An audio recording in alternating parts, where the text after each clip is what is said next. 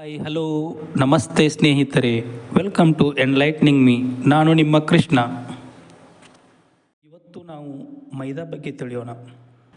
ಮೈದಾ ಅಂದರೆ ಇದೊಂದು refined flour of wheat, ಅಂದರೆ ಗೋಧಿಯ ಹಿಟ್ಟಿನಿಂದ ಮೈದಾವನ್ನು ತಯಾರಿಸುತ್ತಾರೆ. ಆದರೆ ಈ ಪ್ರಾಸೆಸ್ಸಲ್ಲಿ ನಮ್ಮೆಲ್ಲರ ದೇಹಕ್ಕೆ ಅವಶ್ಯಕವಾಗಿರುವ ಫೈಬರ್ ಮತ್ತು ಮಿನರಲ್ಸ್ ಹಾಗೂ ವಿಟಮಿನ್ಸ್ಗಳನ್ನು ತೆಗೆದುಹಾಕಲಾಗುತ್ತದೆ. ನಾವು ಮೈದಾ ಹಣ್ಣು ಬ್ರೆಡ್, ಬಿಸ್ಕಟ್ಸ್, ಕೇಕ್ಸ್, ಪೂರಿ ಹಾಗೂ ನಾನಾ ಸ್ನ್ಯಾಕ್ಸ್ಗಳಲ್ಲಿ ಡೇ ಟು ಡೇ ಮಾರ್ನಿಂಗ್ ಬ್ರೇಕ್ಫಾಸ್ಟ್ಗಳಲ್ಲಿ ಯೂಸ್ ಮಾಡ್ತೀವಿ. ಆದರೆ ಹೆಚ್ಚು ಮೈದಾ ಸೇವನೆ ಮಾಡಿದರೆ digestive issues, obesity, diabetes risk ಹೆಚ್ಚಾಗಬಹುದು. ಇನ್ನು ಮುಂದೆ ಮೈದಾ ಬಗ್ಗೆ ಇನ್ನಷ್ಟು ಮಾಹಿತಿ ಮತ್ತು ಅದರ ಹೆಲ್ತ್ ಆಲ್ಟರ್ನೇಟಿವ್ಸ್ ಬಗ್ಗೆ ತಿಳಿದುಕೊಳ್ಳೋಣ ಬನ್ನಿ. ಈ ರೀತಿ ಗೋಧಿಯನ್ನು ಎಕ್ಸ್ಟ್ರೀಮ್ ಲೆವೆಲಲ್ಲಿ ರಿಫೈನ್ ಮಾಡಿ ಮೈದಾವನ್ನು ತಯಾರಿಸುತ್ತಾರೆ ಫ್ರೆಂಡ್ಸ್.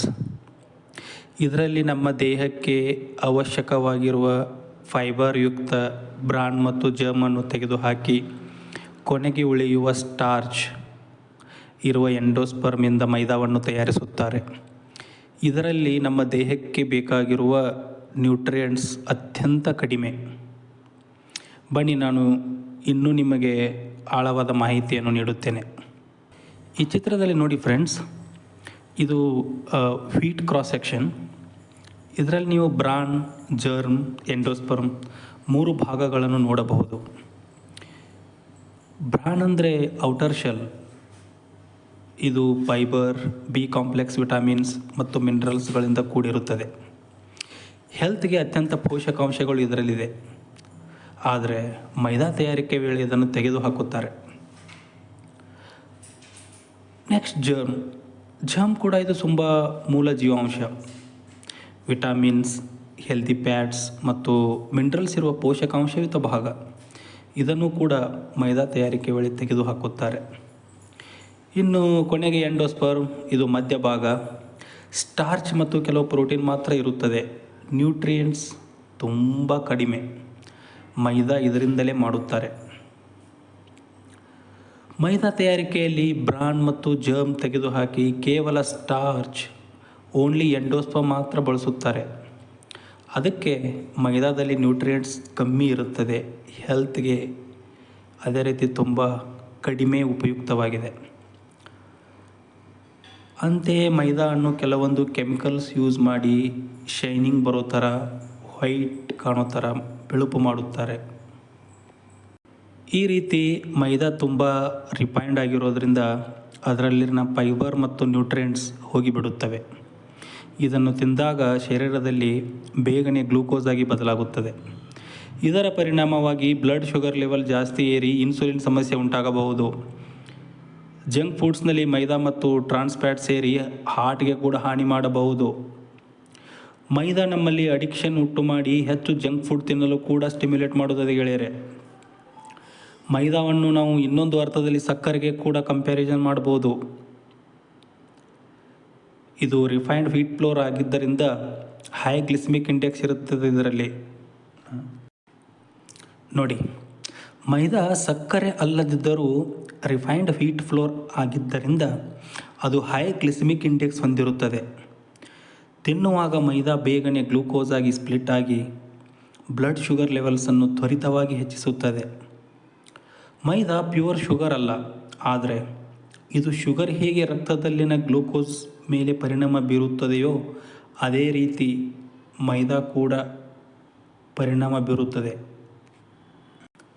ಇನ್ನು ನಮಗೆ ಗೊತ್ತಿಲ್ಲದೇನೋ ಜಾಸ್ತಿಯಾಗಿ ಮೈದಾವನ್ನು ಎಲ್ಲೆಲ್ಲಿಂದ ನಮ್ಮ ದೇಹಕ್ಕೆ ತೆಗೆದುಕೊಳ್ಳುತ್ತೇವೆ ಅಂತ ನೋಡೋಣ.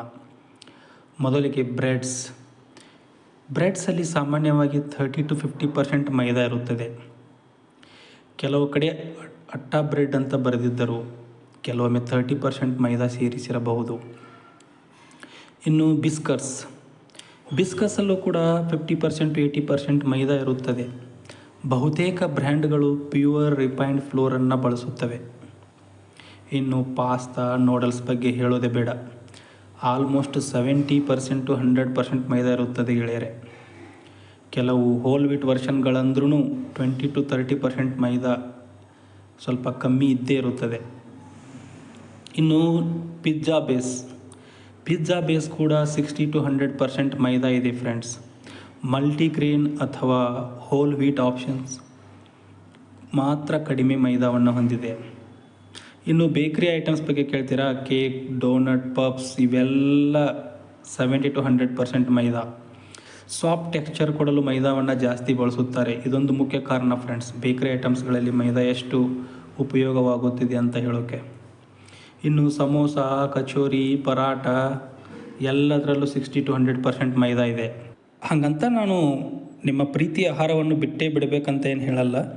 ನಾವೆಲ್ಲರೂ ಅಷ್ಟು ಬೇಗ ಬಿಡೋಕ್ಕೂ ಆಗಲ್ಲ. ಆದರೆ ನಮಗೆ ಮೈದಾ ಹಿಟ್ಟಿಗೆ ಕೆಲವು ಉತ್ತಮ ಆಲ್ಟರ್ನೇಟಿವ್ಸ್ಗಳಿದೆ. ಉದಾಹರಣೆಗೆ ಹೇಳೋದಾದರೆ ಹೋಲ್ ವೀಟ್ ಫ್ಲೋರ್, ಇದು ಶರೀರಕ್ಕೆ ತುಂಬ ಉಪಯುಕ್ತವಾಗಿದೆ. ಹೆಚ್ಚು ಫೈಬರ್, ವಿಟಮಿನ್ಸ್, ಮಿನರಲ್ಸ್ ಇದೆ. ಮೇನ್ಲಿ ನಮ್ಮ ಡೈಜೆಷನ್ಗೆ ತುಂಬ ಅನುಕೂಲಕರವಾಗಿದೆ. ಇನ್ನು ಮಿಲೆಟ್ ಫ್ಲೋರ್, ಇವಾಗ ನೀವು ನೋಡ್ತಿದ್ರಲ್ಲ ಮಿಲೆಟ್ಸ್, ಸೊ ಈ ಮಿಲೆಟ್ ಕೂಡ ಅಷ್ಟೇ. ರಾಗಿ ಆಗಿರ್ಬೋದು, ಸಜ್ಜೆ, ಜೋಳ, ಇದೆಲ್ಲ ಮಿಲೆಟ್ಸ್ ಕೂಡ ತುಂಬ high fibre, micronutrients, low glycaemic ಇಂಡೆಕ್ಸಿಂದ ಕೂಡಿದೆ ಫ್ರೆಂಡ್ಸ್. ಇದು ಮೇನ್ಲಿ ಡಯಾಬಿಟಿಸ್ ಮತ್ತು ವೇಟ್ ಲಾಸ್ಗೆ ತುಂಬ ಅನುಕೂಲಕರ. ಇನ್ನೊಂದು ಓಟ್ಸ್ ಫ್ಲೋರ್ ಕೂಡ ಅಷ್ಟೇ, ಹೈ ಫೈಬರ್ ಮತ್ತು ಬೀಟಾ ಗ್ಲೂಕನ್ ಇದೆ. ಇದು ನಮ್ಮ ಹಾರ್ಟ್ ಹೆಲ್ತ್ಗೆ ತುಂಬ ಸಹಾಯಕವಾಗಿದೆ. ಇನ್ನು ಮಲ್ಟಿಗ್ರೇನ್ ಫ್ಲೋರ್ ಕೂಡ ತುಂಬ ಉತ್ತಮ. ಹಲವಾರು ಗ್ರೇನ್ಸ್ಗಳ ಮಿಶ್ರಣ ಇದಾಗಿದೆ. ಹೆಚ್ಚು ನ್ಯೂಟ್ರಿಯೆಂಟ್ಸ್ ಮತ್ತು ಉತ್ತಮ ಟೆಕ್ಸ್ಚರ್ ಕೊಡುತ್ತದೆ. ಏನೇ ಆಗಲಿ ಫ್ರೆಂಡ್ಸ್, ಲೇಬಲ್ ನೋಡಿ ರಿಫೈನ್ಡ್ ಫ್ಲೋರ್ ಅಂತ ಇದ್ದರೆ ದಯವಿಟ್ಟು ಎಷ್ಟಾಗುತ್ತೋ ಅಷ್ಟು ತಪ್ಪಿಸಿ. ಮೈದಾ ಮೃದುವಾಗಿ ರುಚಿಯುತವಾಗಿರಬಹುದು, ಆದರೆ ಆರೋಗ್ಯವೇ ಮುಖ್ಯ. ಬಿಳಿ ಸುಳ್ಳಿಗೆ ಬಲಿಯಾಗಬೇಡಿ, ಬುದ್ಧಿವಂತರಾಗಿ ತಿನ್ನಿ, ಆರೋಗ್ಯದಿಂದ ಬಾಳಿರಿ. ಇನ್ನಷ್ಟು ಆರೋಗ್ಯ ಸಲಹೆಗಳಿಗೆ ಲೈಕ್ ಮಾಡಿ, ಶೇರ್ ಮಾಡಿ, ಕಮೆಂಟ್ ಮಾಡಿ ಹಾಗೂ ಸಬ್ಸ್ಕ್ರೈಬ್ ಮಾಡಿ. ಧನ್ಯವಾದಗಳು.